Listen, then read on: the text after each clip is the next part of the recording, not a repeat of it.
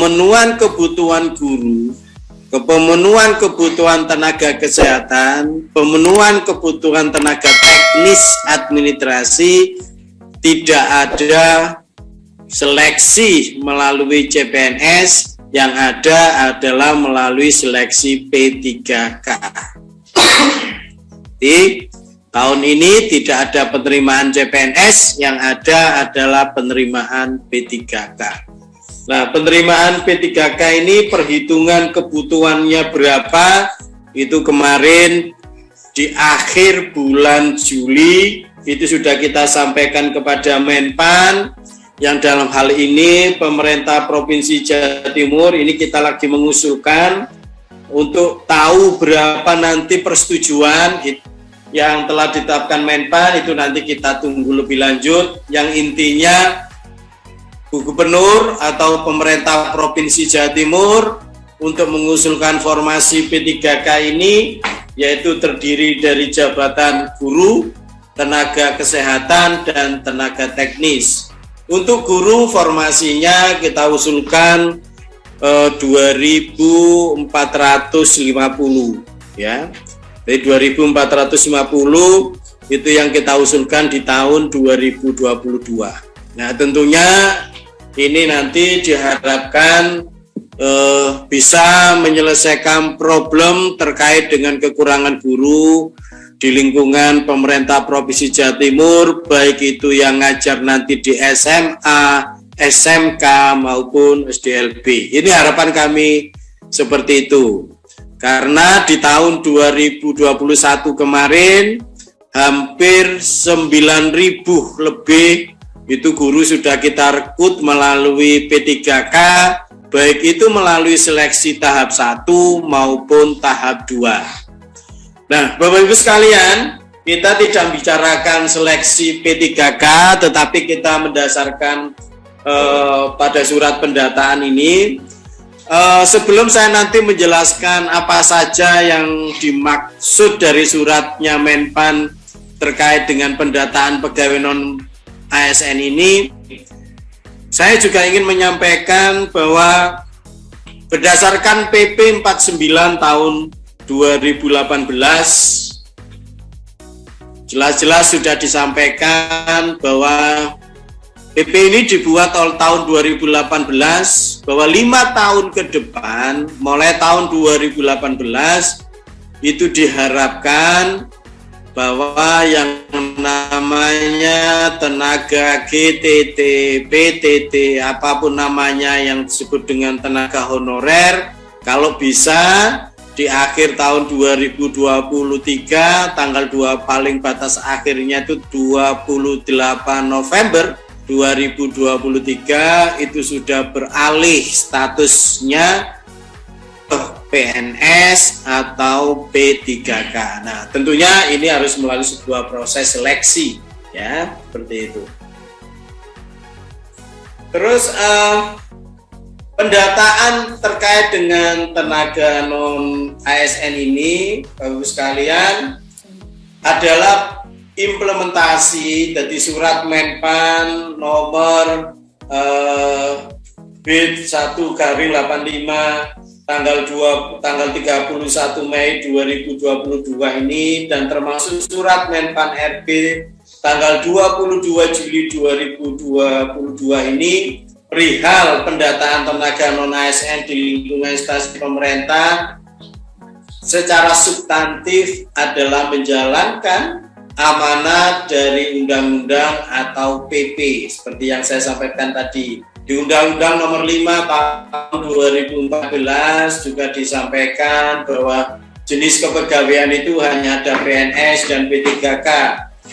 Di PP 11 tentang manajemen ASN juga sama, dipertegas bahwa ASN itu terdiri dari PNS dan P3K. Di PP 49 tahun 2018 juga disampaikan yang sama. Sehingga surat yang disampaikan oleh Menpan adalah dalam rangka menindaklanjuti perintah dari undang-undang atau PP. Ya, khususnya di PP 49 tahun 2018 bahwa 5 tahun itu ke depan setelah tahun 2018 dan nanti berakhir sampai tahun 2023, selama 5 tahun status kepegawaian itu hanya ada 2, yaitu PNS dan P3K. Nah, surat edaran Menpan nomor surat edaran PLT Menpan tanggal 22 Juli 2022 ini perihal pendataan tenaga non-ASN di lingkungan instansi pemerintah. Tentunya pendataan ini dilakukan baik di lingkungan pemerintah Provinsi Jawa Timur, pemerintah kabupaten kota maupun di kementerian. Nah, ada beberapa hal yang Bapak Ibu sekalian yang harus dilakukan oleh masing-masing pemerintah daerah perihal pendataan tenaga non-ASN di lingkungan pemerintah Provinsi Jawa Timur ini. Yang pertama, Bapak Ibu sekalian, pendataan terkait dengan tenaga non-ASN ini pertama diperuntukkan untuk tenaga honorer kategori 2, ya, THK 2, yang terdaftar dalam database Badan Kepegawaian Negara dan pegawai non-ASN yang telah bekerja di lingkungan pemerintah Provinsi Jawa Timur. Ya, jadi sekali lagi, yang dilakukan pendataan tenaga non-ASN ini adalah tenaga honorer kategori 2 atau THK 2 yang terdaftar, ya, yang terdata dalam database Badan Kepegawaian Negara. Ini yang harus dicermati. Jadi bukan pendataan baru, ya, bukan pendataan baru, tetapi pendataan yang dulu dari implementasi PP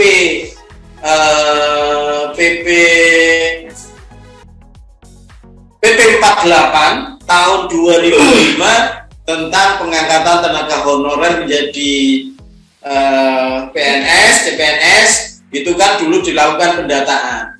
Ya, kalau yang dulu masuk kategori honorer kategori kedua ini kan 1, bekerja di instansi pemerintah, 2, ya, diangkat oleh pejabat yang berwenang, 3, digaji oleh APBN atau APBD, yang keempat, tanggal 31 Desember 2005 masa kerjanya 1 tahun. Nah, ini mereka yang dulu mulai tahun 2025 dilakukan pendataan sampai berakhir kebijakan itu ditambah ada K1, K2 itu berakhir sampai tahun 2012 dan juga sampai 2014 seperti itu. Nah, mereka yang belum terangkat ini, inilah yang barangkali yang kelendran, yang masih tersisa,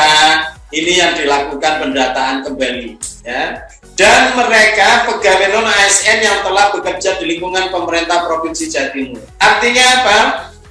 Non ASN ini adalah yang mereka saat ini bekerja di lingkungan pemerintah Provinsi Jawa Timur. Kalau khusus di tenaga pendidikan atau di sekolah-sekolah, ini ada 2 jenis. Yang pertama adalah sebagai guru atau kita sebut dengan GTT, dan juga kita sebut yang di tenaga teknis administrasi kita sebut namanya PTT. Ya, jadi kalau di sekolah ada 2, yaitu yang GTT guru dan yang PTT itu adalah yang mereka tenaga teknis administrasi. Nah, terkait dengan GTT dan PTT di lingkungan sekolah ini, yang bisa masuk dalam kategori pendataan tenaga non-ASN ini adalah 1, mereka yang mendapatkan honorarium dengan mekanisme pembayaran oleh APBD, ya, atau APBN, bukan melalui pengadaan barang dan jasa baik perorangan maupun pihak ketiga.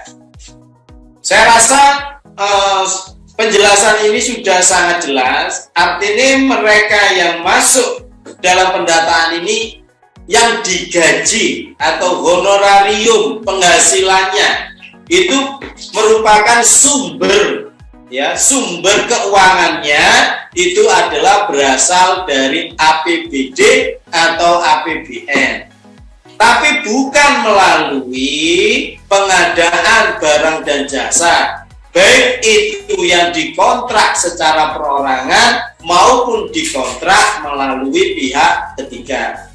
Ya, ini clear, jelas di sini. Yang kedua, diangkat paling rendah oleh kepala unit kerja. Nah, sekarang kita lihat unit kerja, ya, kepala unit kerja kalau di sekolah itu tentunya adalah kepala sekolah. Nah, ini, ya, tentunya kepala sekolah. Nah, ini yang harus nanti jadi acuan kebijakan kita, karena sekolah itu adalah bagian unit terkecil dari manajemen penyelenggaraan manajemen pendidikan, maka kepala unit kerja di sekolah itu adalah kepala sekolah. Kalau yang nanti SK-nya di luar tanda tangan kepala sekolah, misalkan Kasubag TU atau yang pemegang proyek di sana, tidak masuk dalam kategori ini.